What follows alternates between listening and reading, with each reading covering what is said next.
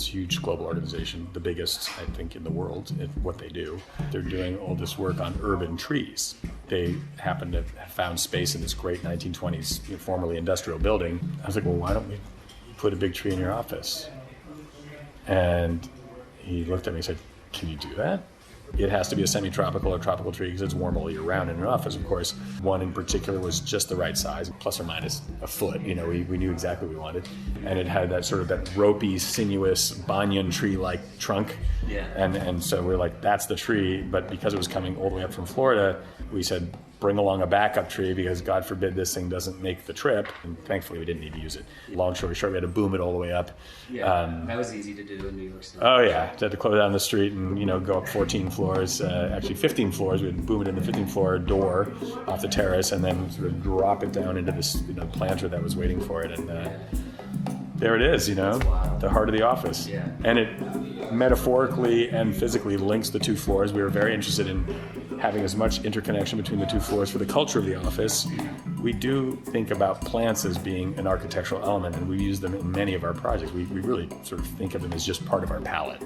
They do all the things that a tree does. They make oxygen, they absorb carbon dioxide, they clean the air, they look good, they absorb some sound, but they also create a screen so that you can put them in an open office next to a walkway and give people a sense of being separated from the traffic. We like putting them in mobile planters so people can move them around and sort of reshuffle stuff around. And so we have, I think, 43 or 44 of these big mobile planters with these, 4 to 6 foot tall plants in them, and the whole office is green. Yeah. As a result of that, you have to give people a meaningful alternative to the sort of the lack of privacy they have in an open office. Like, it's great for collaboration, it's great for energy, it's sort of more efficient space-wise, but you need places of quiet.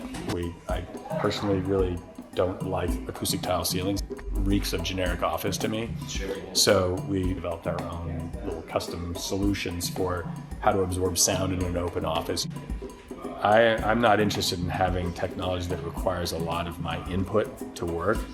When you're trying to do a video conference, for example, you're trying to replicate as closely as you can the experience of having a conversation in a room, like we're having now.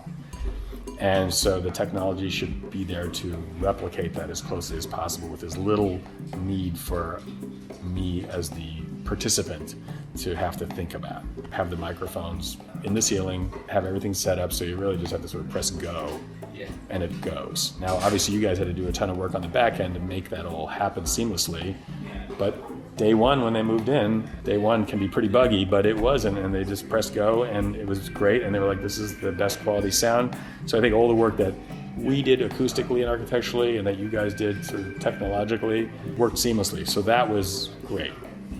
They want to make sure that they're providing a work environment that is inspiring to their staff, to the people that they may be trying to attract. They want to also have a space that reflects their mission and shows that they're spending their money responsibly, and that helps tell the story of what they're trying to do.